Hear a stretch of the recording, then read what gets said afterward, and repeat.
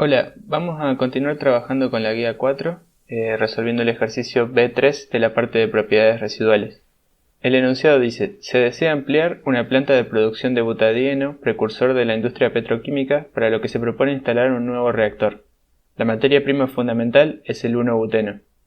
Se dispone inicialmente de una corriente de 10.000 libras hora de 1-buteno a 0 grados Celsius como líquido saturado, siendo las condiciones de operación con las cuales debe arribar al reactor 200 grados Celsius y 70 bar. Para alcanzar dichas condiciones se utiliza una bomba P100 y un intercambiador de calor E100. De acuerdo al proveedor, la bomba proporciona 25 kW de potencia con una eficiencia del 75%. En el intercambiador se utiliza como medio calefactor un circuito cerrado de aceite caliente, hot oil, cuyo caudal es de 303,63 kg por minuto. Para calentar el hot oil se utiliza a su vez un horno H100 que es alimentado con gas natural. En la combustión que se produce en el quemador del horno se generan 381.600 BTU por cada libra mol de gas natural alimentado. El hot oil aprovecha el 70% de este calor, abandonando el horno a 270 grados Celsius. Todas las cañerías están aisladas. Al revisar la lista de materiales, se observa que la temperatura de diseño de la cañería de hot oil que sale de E100 es de 400 grados Fahrenheit. Esto llama la atención del ingeniero mecánico a cargo debido a que en la planta existente hay una cañería similar donde circula hot oil pero cuya temperatura de diseño es de 500 grados Fahrenheit. Se desea conocer entonces A. si la nueva cañería de hot oil está bien diseñada, y B. el caudal de gas natural medido a 60 grados Fahrenheit y 0 psi-G en pies cúbicos por día. Para resolver esto tenemos un conjunto de datos para las tres sustancias involucradas en este proceso. Para el 1-buteno tenemos el modelo de Pitzer con las correlaciones de Abbott para el segundo coeficiente del virial, que nos va a permitir calcular las propiedades residuales. Tenemos también un CP de gas ideal y las expresiones de Riedel y Watson para calcular el delta H de vaporización. En el caso del hot oil es un líquido, así que simplemente tenemos su capacidad calorífica, y el gas natural tenemos datos de su MR y la densidad a las condiciones a las que nos pide calcular el caudal volumétrico. Además tenemos una ecuación de Antoine para describir el equilibrio líquido-vapor del 1-buteno, pero no tenemos los valores de las constantes. Bueno, entonces el primer inciso nos pide determinar si la nueva cañería de hot oil está bien diseñada, y nos dicen que la temperatura de diseño es 400 grados Fahrenheit. Básicamente lo que nos están preguntando es si esa temperatura de diseño está bien asignada. Una temperatura de diseño es la temperatura que se elige para seleccionar, por ejemplo, el material de las cañerías. Es decir, la cañería se va a seleccionar de manera que pueda soportar esa temperatura. Si pensamos que va a circular un fluido a una temperatura mayor a 400 grados Fahrenheit, entonces la temperatura de diseño va a ser incorrecta. En cambio, si la temperatura del fluido es menor, el diseño es apropiado. Teniendo esto en cuenta, el problema se reduce a calcular la temperatura con la que sale el hot oil del intercambiador E100. Bueno, a esta altura de la asignatura ya nos hemos enfrentado a problemas muy similares a este. La estrategia va a ser calcular el calor que intercambia el 1-buteno en Q100, porque tenemos todos los datos para el 1-buteno, y después, sabiendo que el calor que intercambia el 1-buteno es igual a menos el calor que intercambia el hot oil, podemos hacer el balance para el lado del hot oil y despejar su temperatura de salida. Planteemos entonces el balance de energía para el 1-buteno en el volumen de control indicado en línea punteada. La entrada es líquido saturado a una temperatura de 0 grados Celsius y la salida va a ser 1-buteno a 200 grados Celsius y 70 bar. En principio no sabemos el estado de agregación del 1-buteno en esas condiciones de presión y temperatura. Bueno, en el balance entonces nuestra incógnita va a ser el calor intercambiado por el 1-buteno. La potencia de la bomba la conocemos ya. Sabemos que es 25 kW multiplicado por 0,75, porque la bomba requiere 25 kW de energía para funcionar, pero nos indica el enunciado que solo el 75% de ese trabajo es realmente aprovechado por el fluido. Dejando eso de lado, la dificultad entonces va a estar en calcular la diferencia de entalpía entre la entrada y la salida. Lo primero que deberíamos hacer es determinar las condiciones de entrada y salida con mayor precisión. Es decir, en el caso de la entrada no sabemos la presión todavía. Sabemos que es líquido saturado, así que la presión a 0 grados Celsius es única, pero todavía no la determinamos. Y en el caso de la salida no sabemos el estado de agregación de la sustancia. La relación entre presión y temperatura en condiciones de saturación se obtiene de la ecuación de Antoine, así que vamos a evaluar la ecuación de Antoine que nos da el enunciado. En este caso la ecuación de Antoine tiene la forma logaritmo de P igual a menos B sobre T. No tenemos las constantes, pero sí tenemos dos puntos de la curva de equilibrio líquido-vapor. Uno de ellos es el punto de ebullición normal, que está dado como dato en el enunciado. Es decir, nos dicen que a una presión de 1 bar, la temperatura de saturación es 266,9 Kelvin. A su vez, tenemos también el punto crítico de la sustancia. A 40,43 bar, la temperatura en la curva de equilibrio líquido-vapor es 420 Kelvin. Entonces, si reemplazamos estos valores de presión y temperatura en la ecuación de Antoine, obtenemos dos ecuaciones con dos incógnitas que son justamente las constantes de la ecuación de Antoine, A y B.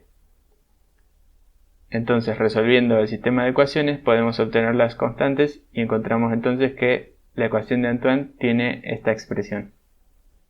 Vamos a aplicarla entonces para obtener la información que nos faltaba de las corrientes de entrada y salida de 1-buteno. La corriente de entrada es líquido saturado a 273,15 Kelvin, por lo tanto, su presión, que se obtiene directamente de la ecuación de Antoine, es 1,26 bar. En cuanto a la corriente de salida, lo que podemos decir es que su temperatura es 473,15 Kelvin. Entonces, si calculamos la presión de saturación a esa temperatura, usando Antoine, obtenemos que su valor es 83,4 bar. Pero el dato nos indica que la presión a la salida es 70 bar. Es decir, la presión es menor a la presión de saturación y por lo tanto, en esas condiciones, el fluido es un vapor sobrecalentado. Bueno, ahora que sabemos las condiciones de entrada y salida, podemos pensar un camino para calcular la diferencia de entalpía entre la entrada y la salida.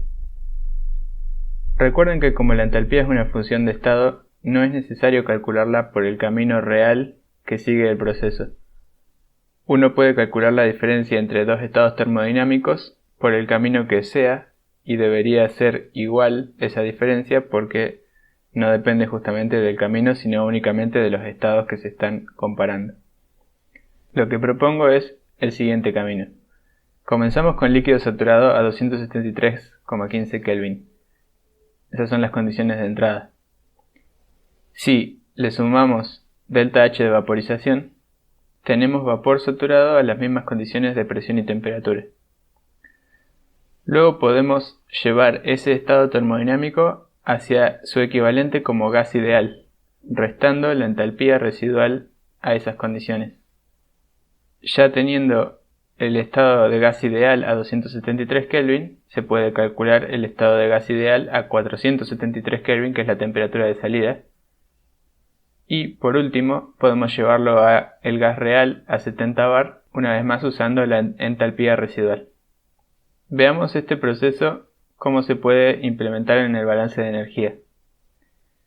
En principio sabemos que la entalpía de entrada es la entalpía de líquido saturado a 273 Kelvin. Eso ya lo podemos reemplazar. Además, podemos sumar y restar la entalpía de vapor saturado a esas condiciones. Bueno, y por último, en esta expresión vamos a desarrollar el término de entalpía de vapor saturado y el término de entalpía de salida como la suma de la propiedad residual más la entalpía de gas ideal. Una vez que hicimos este desarrollo, podemos entonces distinguir las partes que fuimos identificando en el esquema de la izquierda. Por un lado tenemos la entalpía de líquido saturado menos la entalpía de vapor saturado a 273 Kelvin, que es menos la entalpía de vaporización. También tenemos acá la diferencia entre la entalpía de vapor saturado a 273 Kelvin y la entalpía de salida a 473 Kelvin, como gas ideal. Al ser gases ideales, realmente esto es la diferencia entre un gas ideal a 273 Kelvin y uno a 473 Kelvin. No importa lo demás. Es decir, la entalpía del gas ideal solo depende de la temperatura. Y bueno, los términos que quedaron sin agrupar son justamente las propiedades residuales. Reemplazando entonces la diferencia de entalpía del gas ideal, llegamos a esta expresión final. Habíamos dicho entonces que conocemos el trabajo que realiza la bomba. Tenemos una expresión para el CP, así que calcular la diferencia de entalpía de gas ideal es también simple. Lo que tenemos que hacer ahora es calcular por un lado la entalpía de vaporización y por otro las entalpías residuales indicadas en la ecuación. Comencemos con la entalpía de vaporización. Para calcularla, el enunciado nos propone usar las correlaciones de Riedel y Watson. La correlación de Riedel nos permite obtener la entalpía de vaporización a condiciones normales, es decir, a una presión de 1 bar. Para eso tenemos que ingresar con la presión crítica de la sustancia, que es una propiedad del fluido, con la temperatura de ebullición normal, que era 266,9 Kelvin, y la temperatura reducida de ebullición normal, que va a ser esa misma dividida por la temperatura crítica de la sustancia. Con esto obtenemos ΔH de vaporización a 1 bar. Luego podemos ingresar a la correlación de Watson para calcular el ΔH de vaporización a 273 Kelvin. Bueno, entonces regresamos acá y ahora ya tenemos también la entalpía de vaporización a 273 Kelvin. Resta calcular las propiedades residuales.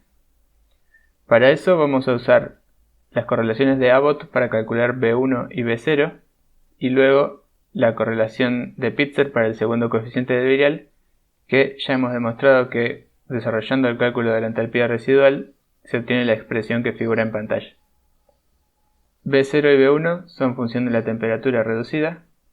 Vamos a calcularla a la salida a la temperatura de 200 grados Celsius y a la entrada a la temperatura de 273 Kelvin o 0 grados Celsius. Reemplazando, obtenemos entonces los valores de la entalpía residual. Bueno, logramos calcular todos los elementos o términos que estaban incluidos en la diferencia de entalpía. Podemos entonces despejar el calor intercambiado por el 1-buteno, que resulta de 813 kW o bien 771 BTU por segundo. Lo convierto a BTU porque muchos de los datos que tenemos para el hot oil están en unidades inglesas. Recuerden que el objetivo era calcular la temperatura de salida del hot oil. Ahora que ya sabemos el calor que intercambia el 1-buteno en el intercambiador E100, podemos plantear el balance para el hot oil en el intercambiador E100, sabiendo que el calor que va a intercambiar el hot oil es menos el calor que intercambia el 1-buteno. Tenemos entonces esta expresión. Acá el flujo calórico es conocido, el caudal másico de hot oil también, y la diferencia de entalpía se puede calcular integrando la capacidad calorífica por diferencial de temperatura, donde la capacidad calorífica está dada por esta recta. Entonces es una ecuación con una única incógnita, se trata únicamente de despejar la temperatura, y al hacerlo obtenemos que la temperatura de salida del hot oil es 412 grados Fahrenheit. Es decir, es mayor que la temperatura de diseño y por lo tanto, como sospechaba el ingeniero mecánico del enunciado, está mal diseñada. Trabajemos ahora en el inciso B. El inciso B nos pedía calcular el caudal de gas natural requerido en el horno H100. Para eso lo que podemos hacer es plantear primero el siguiente volumen de control para el hot oil. En este volumen de control, el hot oil está en un ciclo cerrado, es decir, no hay entradas ni salidas y por lo tanto el balance de energía se reduce a el calor que recibe el hot oil en el horno es igual al calor que entrega en E100. Entonces podemos plantear justamente esa igualdad y basarnos en eso para calcular el caudal de gas natural. Desarrollamos entonces el calor del horno H100 como función del caudal en principio molar de gas natural. Sabemos que por cada libra mol de gas natural quemados se liberan 381.600 BTU. Pero el hot oil solo aprovecha un 70% de esa energía liberada. Entonces, el calor intercambiado en H100 se puede expresar como 0,7 por 381.600 BTU sobre libra mol por el caudal molar de gas natural. De la igualdad se despeja el valor del caudal molar de gas natural, que es 249 libra mol por día, y luego para convertirlo a caudal volumétrico simplemente hay que multiplicar por mR y dividir por la densidad específica, es decir, en términos de masa, que nos da el enunciado. Puede parecer un poco extraño que nos pidan el caudal volumétrico a esas condiciones puntuales, es decir, a 60 grados Fahrenheit y 0 psi G. Pero estos valores no son triviales, son lo que se suele denominar condiciones estándar en el sistema inglés, es decir, presión atmosférica y una temperatura de alrededor de 15 grados Celsius o 60 grados Fahrenheit. Así que es muy común ver una unidad que se indica con las siglas SCF y significa Standard Cubic Feet, o sea, pies cúbicos a condiciones estándar, a condiciones de 60 grados Fahrenheit y 0 psi G. Bueno, y con eso concluimos este problema.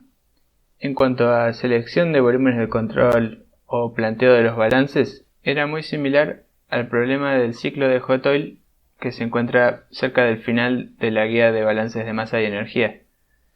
La dificultad de este problema estaba más bien en la parte de cálculo, es decir, en cómo determinar la diferencia de entalpía entre entrada y salida para el 1-buteno. Bueno, ante cualquier duda lo seguimos viendo a través de los foros o en las clases online. Hasta luego.